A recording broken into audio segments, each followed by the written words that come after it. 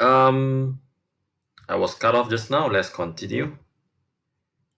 Let me open the laser. All right.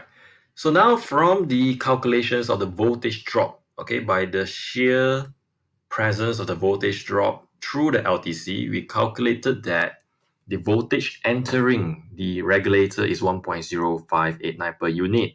But what we want is 1.0334.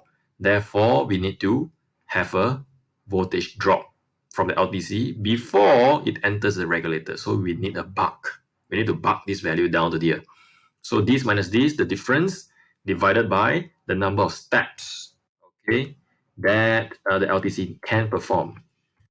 So each step is 0.00625. So the difference divided by this will be either 3 or 4 steps. So the LTC need to buck this voltage in 3 to 4 steps to get this value. All right, so that is for off-peak. So if I can perform on the on-peak condition, then the same case will happen. So I take on-peak condition,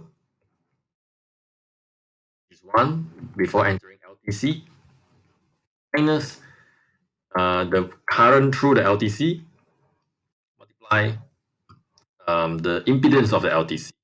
And this will be the power factor of the current, which is 0.85 lagging. All right, so notice the sign here is negative now instead of positive. And if I do the same thing, then the LTC need to boost the voltage in 12 steps before I can obtain 1.0334.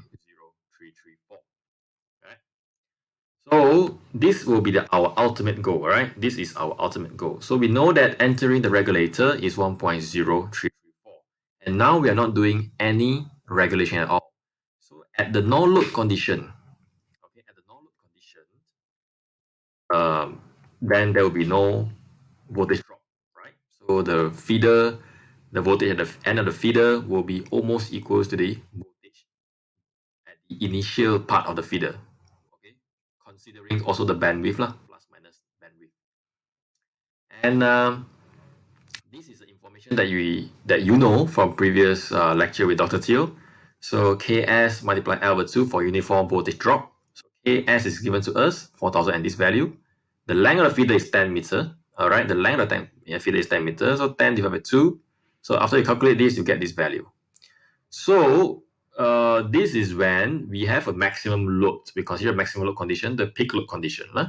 So you take 1.0334 minus this, that will be at the end of the feeder, you'll get this value. You get the end of this value. So the voltage drop will be like this. All right, the voltage drop will be like this. Okay, so we calculate. So if you notice, right, the analysis is very conservative. Before we enter the regulator, we take the lowest possible voltage that can enter the regulator.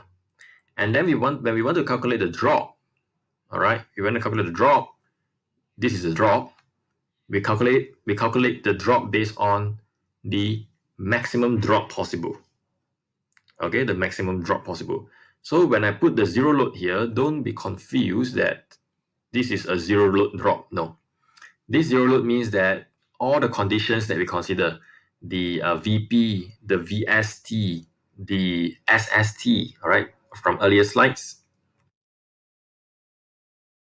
VP, the VST, the SST, the power factor, everything are based on the zero load condition because it is given that this is a zero load condition and this is a peak load condition, VP, right? Because you can only have one range of VP, you can have two range, right? These are one range and this is another range. You can have two separate range for VP.